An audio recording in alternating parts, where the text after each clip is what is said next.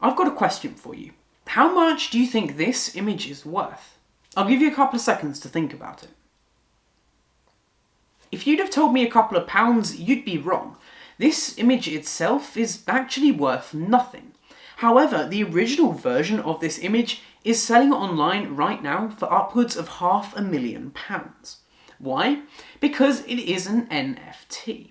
NFTs are the biggest thing right now in the tech world, and I can see this implementation of it dying out just as quickly as it rose, simply because of its novelty factor. However, the underlying technology of NFTs is actually quite interesting, and I think spells a very bright future for the cryptography world. So today, let's talk a little bit about NFTs, what exactly they are, how they work, and some of their potential uses. Let's go.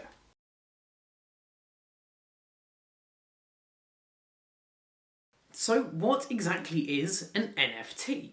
Well, it stands for non-fungible token. If that doesn't clear things up, we can dive a little bit deeper. Non-fungible basically means one of a kind and cannot be replicated. A great example of this is a painting, or maybe even a trading card. I could take a painting and trade it for another one, but the paintings would be characteristically different.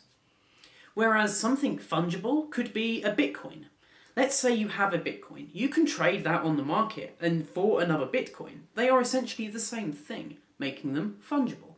So actually, a great way to think of an NFT is like a piece of artwork. Let's say you're Leonardo da Vinci and you're painting the Mona Lisa for your friend Francesco. You go ahead and paint it, flip that painting over and write on the back, property of Francesco.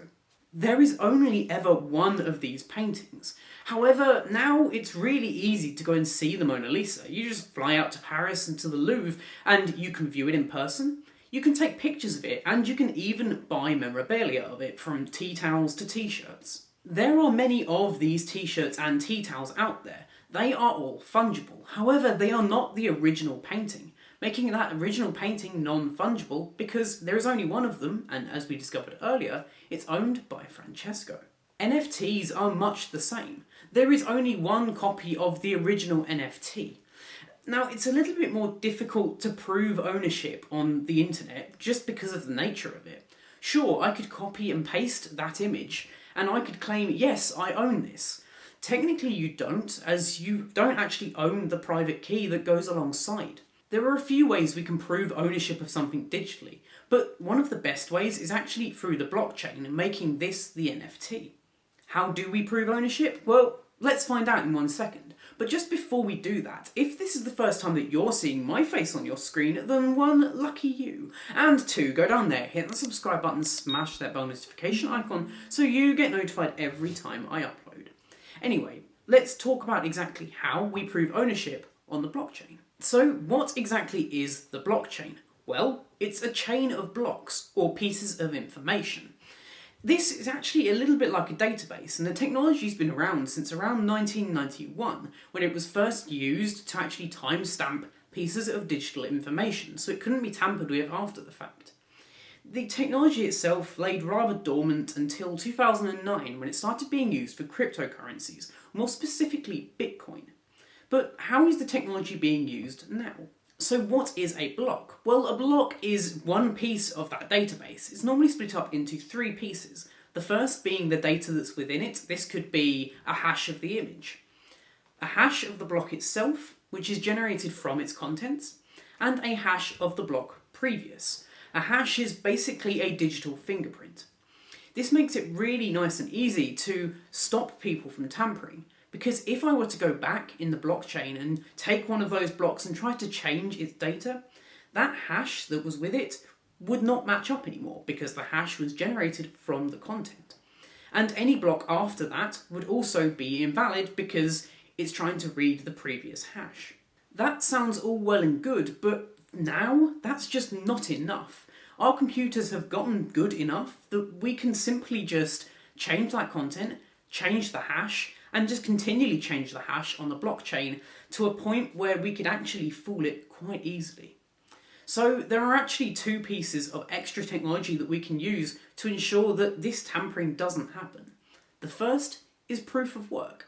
Proof of work, or also known as mining, is basically a ton of computers on one network, all doing rather complex calculations. Upon completion of said calculation, that block of data would be written to the blockchain. We also need to ensure the blockchain as a whole is distributed. The way we can do this is through a peer-to-peer network. This is a network of hundreds, if not thousands of computers, all keeping the same ledger or blockchain. This is all just the same data distributed across every system. So every time a new block is created, it is sent out to every computer on that network and is written into one large ledger. This actually makes it quite hard to fool it, purely because you'd have to fool more than 50% of all of these computers before it would become valid, and that is nigh on impossible. So how does the blockchain actually prove ownership of something? Well, as I mentioned, each block can hold some data, and that data in an NFT's case could be this private key owns this particular asset. This could be a hash of that asset, be it a picture, a video, a music file, or basically anything. Hell, this video could be an NFT in itself. Now, I'm going to level with you. I absolutely hate the current implementation of NFTs. The idea of just minting images, videos, or anything like that just seems silly to me, and it very much feels like something that's going to die out quickly. However, the underlying technology has some real interesting uses, so let's discuss some of those now. Let's say you have a boarding pass or tickets to a concert. Right now, these are all things that can be pretty easily forged or stolen through simply just taking a picture of that ticket and scanning it on your way in. Now let's say that these become NFTs. You would have to actually provide your public key alongside that ticket or that boarding pass, making it much more difficult to actually forge this kind of information. In the same way, I can simply take my boarding pass or my concert ticket and transfer ownership from my public key to somebody else's, and that way we can actually keep track of who exactly owns it. Now let's think of legal documents. For example, you're buying yourself a house. You get a deed to that house. Deeds are legally binding documents, however they can easily be forged and faked. If they were, for example, an NFT now, they would actually be signed digitally to a person, be that me, you, or anyone. And a government could easily look up exactly who owns the deed to that property within a few seconds, and it just makes it harder to forge. Anyway guys, what do you think of NFTs? Do you think the current implementation of pictures and videos is the best way to use them?